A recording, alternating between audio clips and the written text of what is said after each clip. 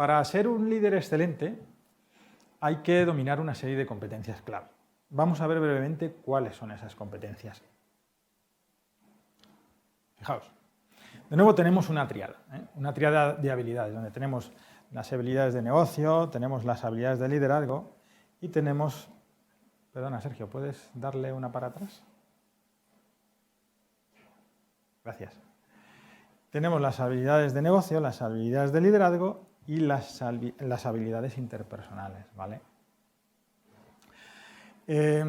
Además, hay un aspecto clave que es el esfuerzo y la motivación de la persona por su propio crecimiento y desarrollo personal, que es cultivar la madurez emocional y el autocontrol.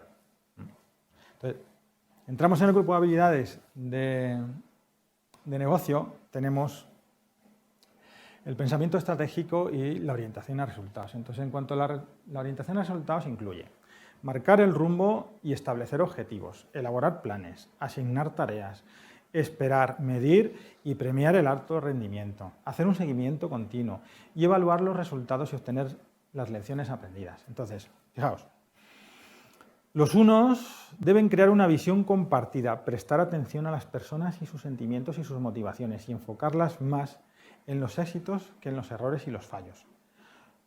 Los doses deben enfocarse más en los objetivos del proyecto que en las personas y deben tener el coraje de dar malas noticias. Los treses son cazadores de resultados, deben dar una dirección más explícita a los demás. Suelen detallar poco el camino a seguir, tienen que esforzarse por tratar a sus subordinados, sus compañeros y sus jefes como si fuesen clientes y debe de forma regular hacer un examen de sus emociones. Los 4 deben seguir los dictados de su mente, además de los de su corazón. Dar a los demás lo que necesitan, no lo que ellos creen que necesitan. Tienen que hacer más explícitos los pequeños detalles de los planes de un proyecto. Los 5 piensan mucho, pero también deben actuar. Deben comunicarse constantemente con los demás y no quedarse sus ideas para ellos mismos. Los 6, analíticos, hacendosos y responsables, deben aprender a pensar en el mejor escenario antes que en el peor. Entonces, usar ese escenario para planificar antes de introducir variables de fracaso o un plan B. Estar en calma durante las crisis, eso es clave. Los 7, seguimos con la orientación a resultados, los 7, pues tienen que poner el foco en un solo sitio, detallar suficientemente bien los planes de ejecución de los proyectos y también ocuparse de que las cosas se hayan hecho con antelación. Tienen tantos compromisos que al final siempre terminan las cosas en el último minuto y a veces ni eso. Los 8 deben empoderar a otros a tomar acción. Tener paciencia para aguantar a los demás tal como son, con sus cosas buenas y sus debilidades. Y sobre todo deben divertirse y relajarse más. Y los 9, pues, querido 9, muévete. Despacha todas esas cosas que hay en tu mesa. Hay que mantener el foco en lo global, no descender al detalle y convertirse en un cuello de botella. Y por último, hay que hacerse valer, reivindicarse y ser más asertivo. Pensamiento estratégico, bueno, pues, incluye lo que es el conocimiento del negocio y lo que es el pensamiento estratégico en sí. Abarcan todos los aspectos de la actividad. Desde cómo servir a los clientes, el diseño de productos, cómo se les hace llegar, la asignación de recursos para las actividades de valor añadido. Entonces, conocer el negocio es clave. Es lo que nos va a llevar a pensar y actuar de forma estratégica. Todo esto incluye el entorno del negocio, la propia organización y las acciones estratégicas. Y luego, pensar y actuar de forma estratégica incluye crear la visión, crear la misión, los planes, objetivos y tácticas para el éxito. Entonces, los unos a veces confunden la táctica con la estrategia y entonces deben descender menos a los detalles. El 2 debe prestar más atención a los aspectos del negocio que no tienen que ver con las personas y fijarse en la situación financiera y hacer explícitas las decisiones a los demás. Los 3 deben tomarse más tiempo para conocer el negocio, establecer la visión, explicitar la misión, crear la estrategia y liderar con las 3 herramientas. Y deben comunicarse con todo el mundo mucho más a menudo. Los 4 deben poner atención en ser mucho más claros con lo que quieren comunicar, no dar rodeos. Deben ser honestos en identificar qué cosas no les gustan hacer y poner ahí el foco. Crear y trabajar desde la visión, la misión y la estrategia y vigilar su implementación. Los 5. Pues los 5 deben tirar más de sus emociones y sensaciones, tanto como de su intelecto, desarrollar su visión y compartirla. Y tienen que hablar más con la gente, porque son fuente de información y es una forma de implicarles también. El 6 debe tomarse los retos difíciles como un proceso de mejora y de aprendizaje, y no huir de ellos. Desarrollar una visión y una estrategia antes de ir a definir los objetivos y los planes. Deben aprender a reenmarcar y a reenfocar positivamente, cosa que hacen muy bien los 7. Los 7 pues deben profundizar, estudiar el asunto, deben implicarse en la acción de los proyectos, no solo en la fase de la visión del negocio, y deben ir más despacio, hacer esfuerzos conscientes de hablar más despacio, esperar a que hablen los demás, practicar la escucha activa y evitar distraerse con otras cosas externas. El 8 debe desarrollar el sentido del humor, sobre todo reírse de sí mismo, ser más flexibles y ser más pacientes. Y los 9 pues deben pensar más de forma estratégica, delegar los detalles a los demás. Tiene que hacer explícita la visión, la misión y la estrategia, y debe establecer prioridades a la organización y mantenerlas en el tiempo.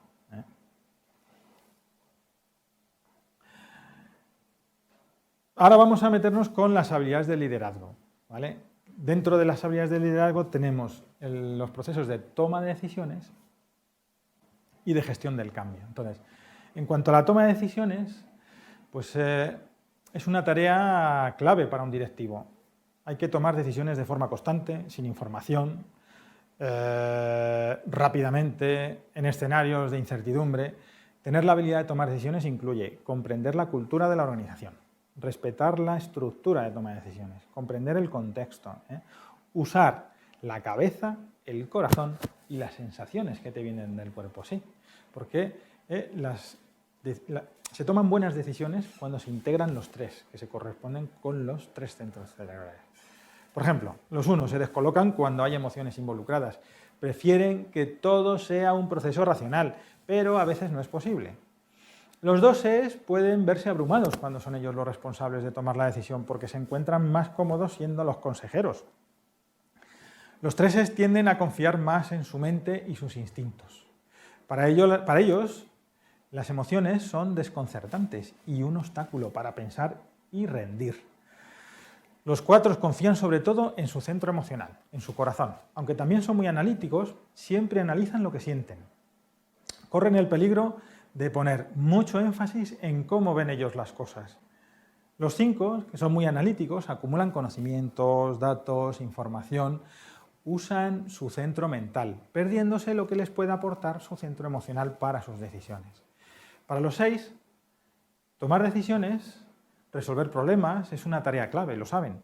Los 6 usan tanto su centro mental como su centro emocional. Tienden a tener proyecciones negativas de forma automática. Los 7, vamos con los 7. Los 7 procesan información a toda velocidad. Se apoyan en su centro mental, pero suelen carecer de la empatía necesaria para enriquecer sus decisiones, es decir, de la parte emocional, ¿verdad? En los 8, tomar decisiones es un rasgo central de su personalidad, con lo que no tienen problemas para hacerlo. Tienen una autoridad interna que proviene de su centro visceral. Le viene, pero porque sí, porque le sale la decisión, que se complementa con su centro mental, para pensar racionalmente, pero carecen de la sensibilidad del centro emocional. Y los 9 a veces tienen problemas con estabilidad por su tendencia a evitar el conflicto. Excelentes en habilidades sociales, tienen mucha empatía y se apoyan en su centro emocional y en su centro mental, pero se encuentran desconectados de su centro visceral. Vamos a pasar a la parte de gestión del cambio. El cambio hoy es un modo de vida. Un líder debe ser capaz de gestionarlo, de diseñar el escenario futuro y de desarrollar un plan para conseguirlo. Entonces, en este caso, si volvemos otra vez a los eneatipos, los 1 perfeccionistas lo consideran como una oportunidad de mejora, aunque su inflexibilidad puede hacer parecer que se resisten. Entonces, son fantásticos implementando, pero deben mejorar en crear una visión compartida, delegar más y pedir ayuda. Los 2, si creen que el cambio les va a beneficiar tanto a ellos, tanto a la empresa como a las personas, tirarán del carro, aunque se les hará difícil si piensan que las personas involucradas van a sufrir de alguna manera. Su punto flaco en este sentido está en comunicar las decisiones difíciles. Los 3, como viven con su atención puesta en el futuro, gestionan muy bien el cambio, diseñan buenos planes. Ojo, que no suelen tener en cuenta el tiempo que se pierde por los contratiempos que inevitablemente surgen. Entonces motivan mucho con su actitud natural de que todo es posible, pero se frustran cuando aparecen los obstáculos y cuando las cosas no van como quieren, se enfadan. Se vuelven fríos y duros y abroncan. En los momentos de estrés, que es cuando más se necesita de sus habilidades sociales, pues es cuando las pierden. Para los 4, el cambio es un reto estimulante, sobre todo cuando está en juego aquello a lo que el 4 le importe. Sensibles e intuitivos gestionan muy bien la motivación del equipo. Para ellos es importantísimo aportar. Llevan muy mal las críticas y las especulaciones sobre sus motivaciones, sobre todo si son en privado. Su exceso de sensibilidad puede limitarles. Los 5 se hacen cargo desde un enfoque sistemático. Análisis, datos, benchmarking. Sus planes son lógicos para asegurar su cumplimiento y que se ejecuta bien. Si no creen que el cambio es necesario, renuncian a liderarlo. Y si lideran, a veces ponen poca atención en los aspectos humanos del proceso de cambio. De hecho, la resistencia al cambio siempre tiene aspectos emocionales en la gente, como la incertidumbre, la ansiedad, les obligas a salir de la zona de confort. Entonces, deben esforzarse por comunicar, por ser conscientes de sus sentimientos y los de los demás y compartir sobre sí mismos. Los 6 son grandes líderes del cambio.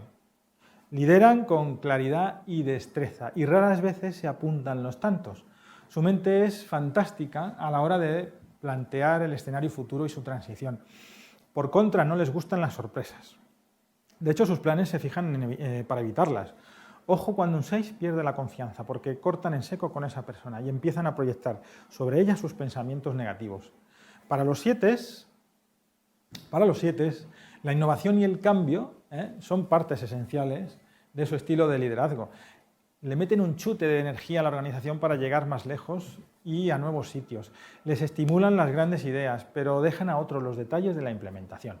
Y cuando el resultado no es el que esperan, pues se mosquean mucho, a pesar de que no ven que a veces ellos mismos contribuyen a ese mal resultado. Se entusiasman muchísimo con las nuevas ideas y se creen que los demás también, y a veces no es así. Los 8 son grandes gestores del cambio. Hacen que las cosas ocurran. Sus mentes van directamente a las ideas generales. Quieren que las responsabilidades que asignan a otros se cumplan y sin dilación, y saben dónde tienen que poner el foco para que el proceso avance. A veces se ponen en marcha antes de haberse ganado el apoyo de su equipo. Estas cosas pueden hacerles fallar. En cuanto a los 9, pues inclusivos, tranquilos, tratan de incluir a todos en el proceso. La gente se suele sentir cómoda con ellos y suelen vencer muy bien las resistencias al cambio, aunque son muy sensibles a la negatividad y a los ataques personales. Ojo, estas críticas les hieren profundamente. Luego, la tendencia a procrastinar y a empezar por tareas poco importantes hace que cada vez que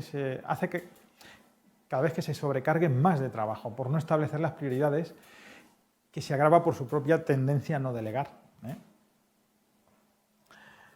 Y vamos a ver las habilidades interpersonales, donde tenemos pues, la necesidad de ser un excelente comunicador, manejar muy bien la comunicación y tener esa capacidad o ese saber de gestionar equipos de alto rendimiento, ¿verdad? Entonces, en cuanto a la comunicación, vamos a ver, los líderes deben estar comunicando de manera constante, tanto dentro como fuera de la organización. Entonces, deben manejar bien las siguientes competencias. La creación de relaciones de forma sincera y genuina. Comunicarse de forma clara. Practicar la escucha activa. Saber dar feedback de una forma efectiva. Gestionar el conflicto de una forma constructiva y tener la capacidad de influir en los demás. Para mejorar estas habilidades, cada tipo directivo puede entrenarla de forma muy efectiva mediante, por ejemplo, pues revisar cómo escriben sus correos electrónicos. Hay ejercicios para esto, ¿vale? Que ya lo veremos en otros cursos. Entonces, ahí vamos a poder observar, entre otros ejercicios, cómo nos comunicamos y en qué cosas hacemos énfasis. Las habilidades de gestionar equipos de alto rendimiento. Bueno, pues comprende proporcionar liderazgo al equipo, crear una visión para el equipo, atraer el talento, diseñar una estructura para el equipo, establecer procesos que funcionen, construir una cultura para el equipo y asegurar la calidad de los productos y servicios que salen de ahí, ¿verdad? Entonces, el 1, perfeccionista, por ejemplo, pues debe dejar de ocuparse del trabajo operativo y enfocarse en el estratégico, tomarse tiempo para relajarse y disfrutar y prestar atención al impacto de su comportamiento en el equipo. Ojo, esto es importante. El 2, pues debe dar un paso adelante y ser un líder visible. Desarrollar la estructura del equipo igual que los procesos y evitar involucrarse en el trabajo del día a día de forma excesiva. El 3 tiene que disfrutar más del equipo, debe prestar más atención a la dinámica humana, tanto como a los procesos y a su estructura. Debe intentar no ser tan directivo con su gente. El 4 debe evitar que sus perspectivas de las cosas bloqueen el desempeño de los demás. 4, no te desanimes, intenta verlo con distancia, relájate más y disfruta del proceso. El 5 debe expresar más sus sentimientos, ser más explícito cuando necesita tiempo y aprender a leer el lenguaje corporal de los demás. El 6 tiene que acostumbrarse a su posición de liderazgo y de autoridad y debe entrenar el decir cosas positivas primero sobre sí mismo y luego sobre los demás y debe pedirles feedback también, sobre todo positivo. Los 7 tienen que aceptar que deben liderar de forma clara y definida. Deben crear estructura y procesos, más de lo que él mismo necesita y debe saber cuándo parar. El 8 debe organizar su equipo en un nivel óptimo de estructura y procesos. Debe ser más paciente cuando descienda al detalle y debe ser consciente de cómo su comportamiento genera dependencia y poca autonomía en los demás, que suele ser un tema típico. Y el 9, pues debe aprender a equilibrar estructura y procesos, debe practicar el ser claro y no descender a los detalles de las cosas. Veamos por último la competencia clave, que es la madurez y el autocontrol. ¿Vale? Esta es clave, es central para todos. El autocontrol es la habilidad de entender, aceptar y transformar nuestros pensamientos, sentimientos y comportamientos, comprendiendo que cada día se nos presentan nuevos retos que son en realidad oportunidades para el crecimiento personal. Va sobre convertirnos en expertos de nosotros mismos y de tener compromiso de aprender de nuestras experiencias, de tener un nivel profundo de autoconocimiento, de responder al feedback de forma constructiva, de ser responsables y tener capacidad de automotivación, de demostrar control de uno mismo y madurez emocional, de tener un sentido de la integridad alineadas con nuestra visión personal y de estar comprometidos con el equilibrio de nuestra personalidad a través del aprendizaje constante. Cultivar estos aspectos es una condición sine qua non para tener éxito en el desempeño de posiciones de liderazgo. No hay vuelta de hoja. Solo este tema daría para un curso.